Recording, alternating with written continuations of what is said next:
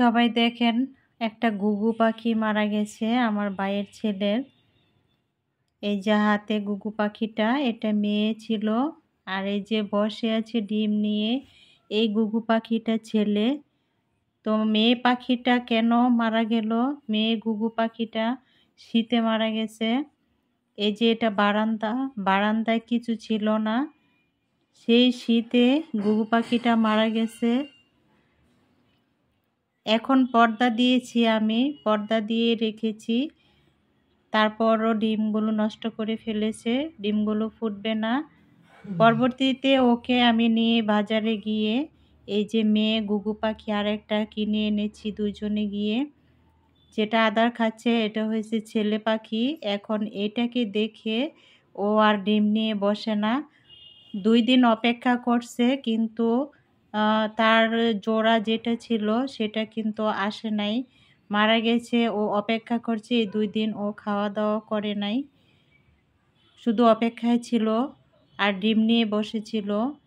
সেই দুঃখ কষ্ট আমরা যে মানুষ, আমরাও পেয়েছি, আমরাও বুঝতে পেরেছি। কিন্তু ও ছোট মানুষ, আমার ভাইয়ের ছেলে, ও বোঝে নাই। বারান্দাতে রেখেছে, শীতে মারা গেছে। তো এখন পরবর্তীতে এই ঘুঘু পাখিটা এনে দিলাম, জানি না জোড়া লইবে কিনা। তো এখন আমি রান্না করতেছি, ভাজি করব, সবজি ভাজি, রুটি খাওয়ার জন্য। তো সবাই দেখতে থাকেন। আসসালামু আলাইকুম, সবাই কেমন আছেন? আশা করি সবাই ভালো আছেন, আমিও আপনাদের দোয়ায় ভালো আছি। এখন ভাজিটা বসানোর জন্য পেঁয়াজ, মরিচ আর একটা ডিম ভেঙে দিলাম। ডিমটা দিয়ে আমি আলু কুচি, ফুলকপি কুচি, সিম কুচি একসাথে করে নিয়েছি, এগুলা ভাজি করে নিব রুটি খাওয়ার জন্য। সবাই আমার সাথে থাকেন, আমার ভিডিওটা কন্টিনিউ করে যাবেন। সাথে একটা টমেটো দিলাম, এখন এগুলো দিয়ে দিব। তো শীতে কিন্তু মানুষও মরে না, পশু পাখি সবারই শীত লাগে, ওদের যতই পালক থাকুক সেই পালকে কিন্তু শীত আটকাতে পারে না।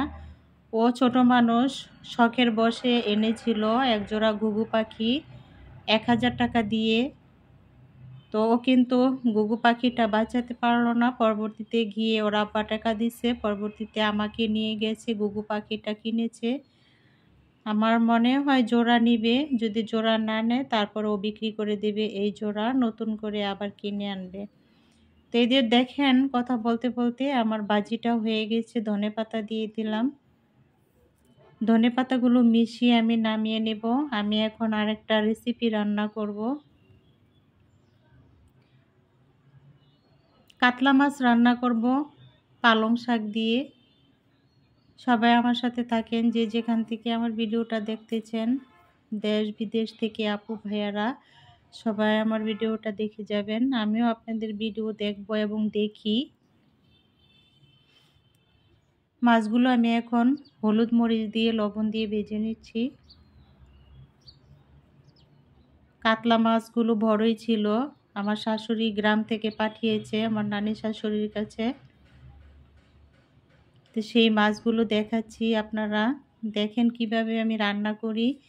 দেখেন, ছোট একটা চান্দা মাছ ভুলে ছিল এই প্যাকেটে, আমি সেটাও দিয়ে দিছি, ওই যে মাঝখানে দিলাম, ভাজি করে নিচ্ছি।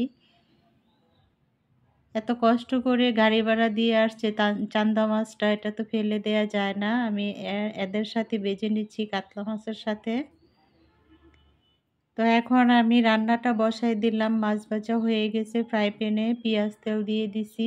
আমি কিন্তু সব সময় পেঁয়াজের সাথে লবণটা দিয়ে দিই, এটা আমি দেখাই না, লবণটা আগে দিয়ে ফেলি যাতে পেঁয়াজটা সফট হয়ে যায়। পেঁয়াজ হয়ে গেছে, এখন আদা রসুন দিয়ে দিলাম, হলুদ মরিচ দিয়ে দিব। কাতলা মাছগুলো আমি কিন্তু আজকে সবজি দিয়ে রান্না করব না, কোনো তরকারি দিয়ে, আমি পালং শাক দিয়ে রান্না করব। জানি না কোনো আপুরা পালং শাক, লাল শাক দিয়ে মাছ রান্না করে খান কি না। আমি কিন্তু পালং শাক, লাল শাক দিয়ে যে কোনো মাছ রান্না করি, খুবই মজা লাগে। তো সবজি খেতে আর ভালো লাগে না। বাজারে গেলে সিম, টমেটো, ফুলকপি, বাঁধাকপি, বেগুন এগুলো ছাড়া কোনো সবজি পাই না, সেজন্য আমি আজকে শাক দিয়ে রান্না করব।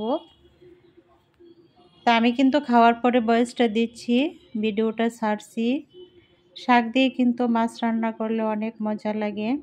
পালং শাক দিয়ে রান্না করলাম। দেখেন আমি কিভাবে পালং শাক দিয়ে মাছ রান্না করি। যে কোনো মাছ রান্না করতে পারবে না পুরা। তো মশলাগুলো আমি এখন কষিয়ে নিয়েছি। এখন আমি এই যে ধুয়ে রাখা পালং শাকগুলো দিয়ে দিলাম। শাকগুলো একটু নেড়েচেড়ে কষিয়ে নিব মশলার সাথে। যাদের তরকারি খেতে ভালো লাগে না, মাঝে মাঝে শাক দিয়ে রান্না করে খাবেন মাছ, ভালো লাগবে। আমি কিন্তু আলু দিতে পারতাম, কিন্তু আলুও দিইনি আজকে, শুধু শাক দিয়ে রান্না করব।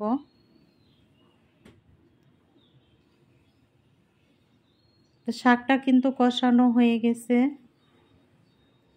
এখন আমি একটু অল্প পরিমাণে পানি দিয়ে দিচ্ছি। আমার বয়সটা দিতে গিয়ে বাহিরে শব্দ হচ্ছে। এই তো পরিমাণ মতো পানি দিয়ে দিলাম। শাক দিয়ে রান্না করছি, এর চেয়ে বেশি পানি দেয়া যাবে না। তো এখন মাছগুলো দিয়ে দিব। ভেজে রাখা মাছগুলো দিয়ে দিচ্ছি।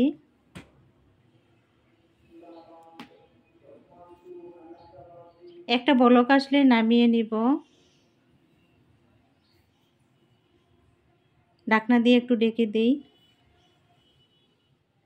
এই তো দেখেন বলক এসে গেছে। আমি একটু জিরার গুঁড়া দিব আজকে। আমি ধনেপাতা দিব না, জিরার গুঁড়া দিয়ে রান্না করব মাছটা। তার একটু ঢেকে দিয়ে আমি জিরার গুঁড়াটা মিশিয়ে নিলাম তরকারির সাথে। আমার রেসিপিটা কিন্তু হয়ে গেছে। যে যেখান থেকে আমার ভিডিওটা দেখেছেন এ পর্যন্ত আসেন, সবাইকে অসংখ্য অসংখ্য ধন্যবাদ আপুরা ভাইয়ারা।